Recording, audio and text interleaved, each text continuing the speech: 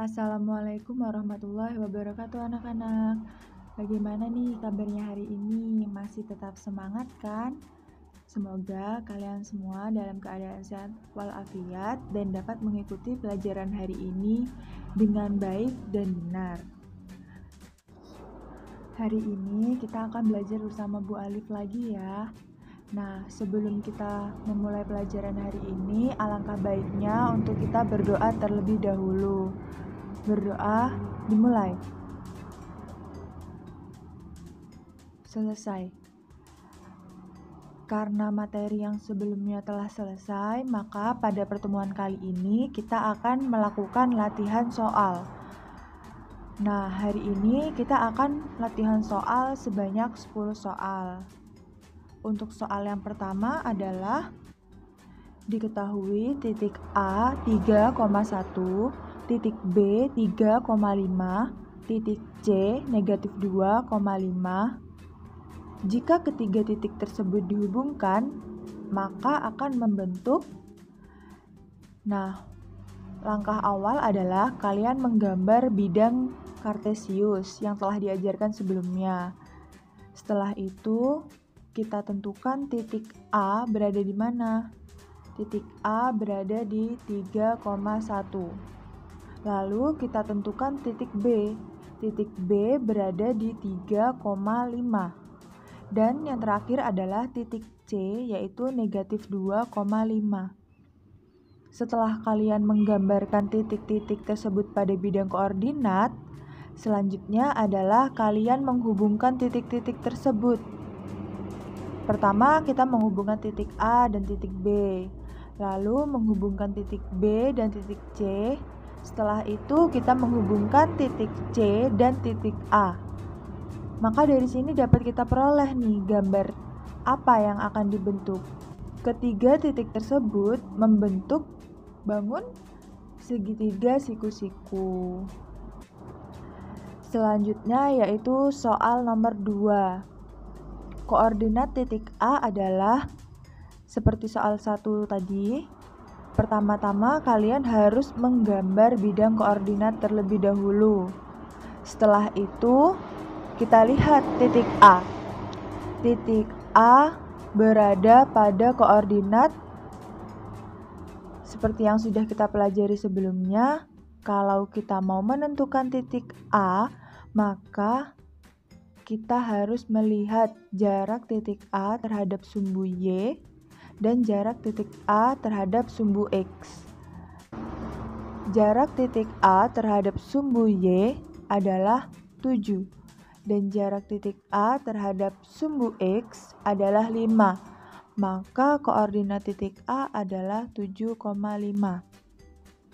Soal nomor 3.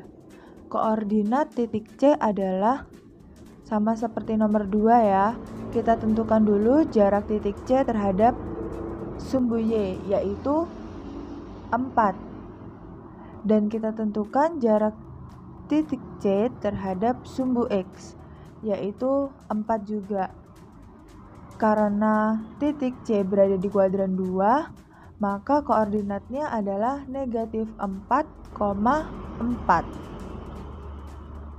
Selanjutnya adalah koordinat titik E adalah kita tentukan terlebih dahulu jarak titik E terhadap sumbu Y, lalu jarak titik E terhadap sumbu X. Jarak titik E terhadap sumbu Y adalah 3 dan jarak titik E terhadap sumbu X adalah 3. Dan titik E ini berada di kuadran 3. Maka koordinatnya adalah negatif 3, negatif 3. Selanjutnya nomor 5. Nomor 5 adalah titik-titik yang berjarak 4 satuan terhadap sumbu Y. Nah, ini ada 2 kemungkinan. Jarak terhadap sumbu Y di sebelah kanan yaitu 4 dan jarak terhadap sumbu Y di sebelah kiri yaitu negatif 4. Maka kita cari titik yang memiliki jarak 4 satuan terhadap sumbu Y, yaitu titik B dan titik C.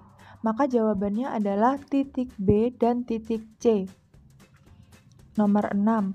Titik-titik yang ada di kuadran 2. Nah, kita telah pelajari sebelumnya tentang kuadran ini.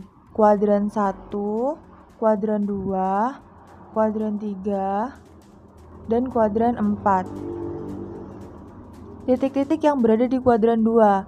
Berarti kuadran 2 ada di wilayah sebelah kiri atas. Maka titik-titik yang berada di kuadran 2 adalah titik C dan D. Selanjutnya, nomor 7. Garis-garis yang sejajar dengan sumbu X adalah sumbu X terletak secara horizontal. Maka garis-garis yang sejajar dengan sumbu X adalah, kita telah pelajari bahwa garis sejajar adalah garis yang apabila kita perpanjang sejauh apapun, ia tidak akan pernah berpotongan atau ia tidak akan pernah bertemu. Maka garis yang sejajar dengan sumbu X adalah garis K dan L. Lalu nomor 8. Garis-garis yang sejajar dengan sumbu Y adalah sama dengan sebelumnya, namun kita perhatikan sumbu Y. Sumbu Y terletak secara vertikal, berdiri. Nah, garis apakah yang sejajar dengan sumbu Y? Yaitu garis M dan N. Karena apabila kita perpanjang garis M dan N, garis-garis tersebut tidak akan pernah berpotongan atau bertemu dengan sumbu Y. Andai kita ambil garis K, apakah garis K ini sejajar dengan sumbu Y?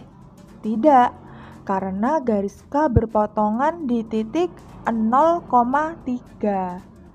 Maka garis K tidak sejajar dengan sumbu Y.